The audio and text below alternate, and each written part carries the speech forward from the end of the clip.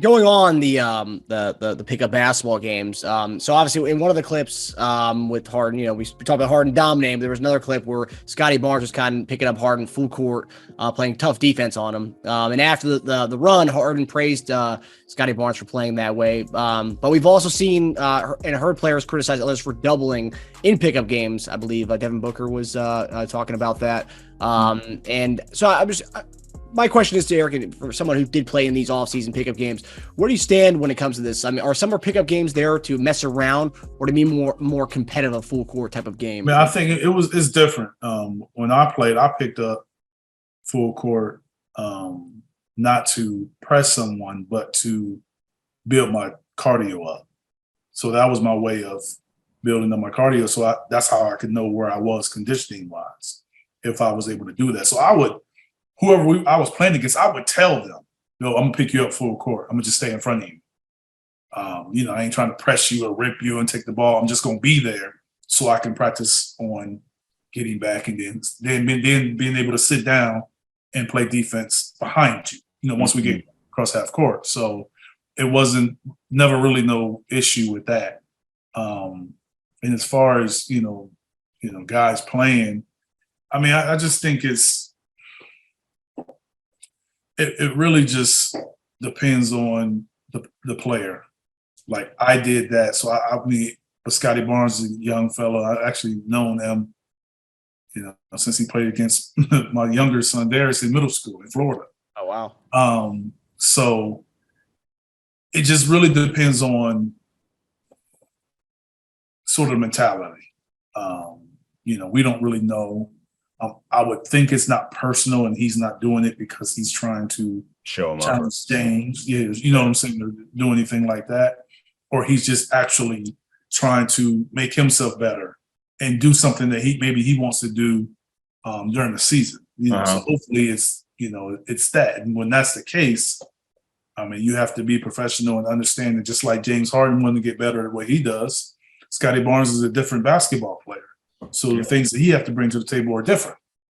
So, and that's why a lot of times, that's what I was saying before, you want to play with guys that are professionals and not necessarily all NBA players. A lot of professionals that don't play somewhat equal, though, right? Yeah, they have the same kind of thinking and mentality and skill level, probably too. Yeah, and they're all trying. There's some guys that don't play in the league that are very skilled. Yeah, sure. I'm just saying from the standpoint of. A lot of people would have a lot to lose. Some people that are a little reckless because they don't have as much to lose. But I think basketball awareness and intelligence comes into play. Because it's you kind of know when you're playing for guys if it's a loose ball. You're playing a lot of pros and a lot of guys like that. If they're playing in August, they're not going to dive for the ball. No, you don't have to worry about guys diving at your legs. That's just not going to happen. You kind of understand that. So if you step out that zone and start playing with a lot of people that they're not doing anything bad, that's just how they play. That's how those things can happen. And that's why you'll find guys kind of shy away from that. I used to play basketball at this gym on the East Coast in Virginia. And as the night went on, the competition got slowly worse. I call it a good guy would leave. An okay guy replace him. And after a while, it just got worse and worse and worse. And I remember I'd be sitting on the side and one of the guys would be like, all right, I'm done. The ratio of bad to good is too much now. I don't want to get injured. And that would be his thing. He needed to stop at some point because he's like, too many of these guys are making the wrong plays and they just undercut you or like, and they don't know. They just don't know. Yeah. So this is interesting to see that. Yeah. To hear that. As far as pickup games, like we talked about earlier, so much of this goes on social media. So like the don't double me thing. I'm sure some guys maybe want to go out there and create some highlights and get some trends on. Yeah, I forgot I didn't mention that, but the double, I've seen guys get mad, like Booker did. I've seen guys do that. When I played with a lot of guys didn't really double unless it was like game point. You would see guys on game point. You playing with some of the top guys, like they're not going to let you score. But in the NBA world, that's reality in most cases. Yeah. They're not going to let you just come down to play one-on-one. But probably the doubling every single time in the summer, no, I don't think that's necessary. Just put somebody else on them, or you know what I'm saying. Like, if he comes in the pick and roll, then yeah, you can trap him. But just a flat out doubling. Yeah.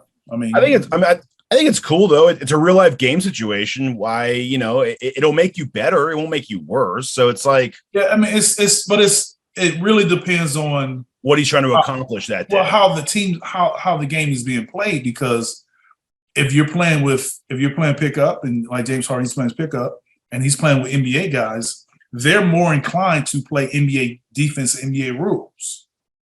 But if you add guys that don't play in the NBA, their rules are different, then all of a sudden they're going to sit in the paint. Because there's been a lot of times I would go back to Michigan State, but like, dude, you got to get out the lane. They're like, we don't have to do that. So it was like, and then you can think like, I'm playing with all the guys. They're like, they can just sit in the paint all the time. So, so that just changes things. So it just kind of depends on. So a lot of guys, that's another reason why guys like playing with NBA players, because they're going to play the rules, because in a couple of months or in a month, you're going to have to do it anyway. Mm-hmm. So you don't want to create those habits that kind of get you away from playing that way. Yeah, I'm sure. And I'm sure guys go out there for different reasons too. Like some guys might want to go there to put on a show and just show people up for like an hour and then leave and just get some highlights out of it.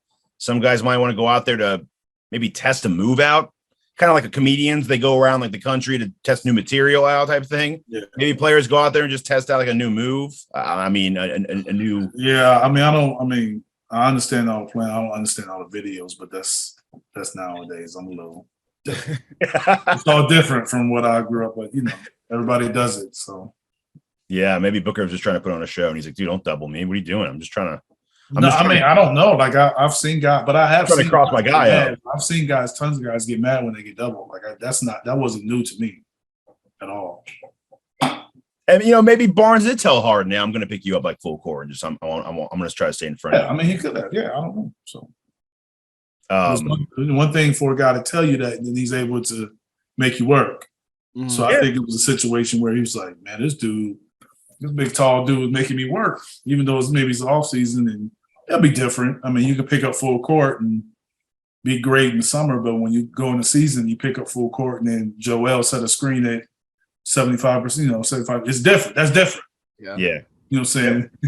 Now you got to get hit, or you got to go all the way around that screen. Plus, I don't think. Yeah, I'm just saying, like, it's different though. It's different. Are the guys coming up to set a screen, or are they just letting you get pressure? So it'll be ways to release all that pressure. But I get it if a guy's trying to work on his conditioning. Mm-hmm. Yeah, I don't know if Barnes would want to do that anyway. He'd be exhausted by game end if he tried to pick up Harden all the way up the court every single play. I don't know if that would be good. I mean, I believe he can do it. Because you wouldn't do it every play, but I believe he can do it enough. And like I said, it really depends on being there, not necessarily trying to, when we all younger, we all think of picking somebody up and pressing them. It's like pressing them, trying to take it from them and causing a turnover more so than just being in front of a guy, being there, staying in front of them, taking away an easy lane and making them start their offense out high. It's all you really want to do. And killing clock. And taking the time off the clock. The further they start that offense out, the further the first catch is, and then you slow them down, it just makes it tougher to score.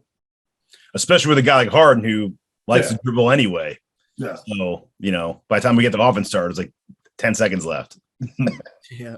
So, yeah, but I love seeing him praise him after there. I mean, he obviously liked it. I mean, Harden's out there probably working on his conditioning. I mean, I don't think he's trying to prove anything at his age right now. It doesn't matter to him. So, yeah, I think if he liked it, Harden's a pretty honest guy. If he didn't like it, I think he'd say something. But to compliment it afterwards and say that's what we want to see is that was cool. I like that.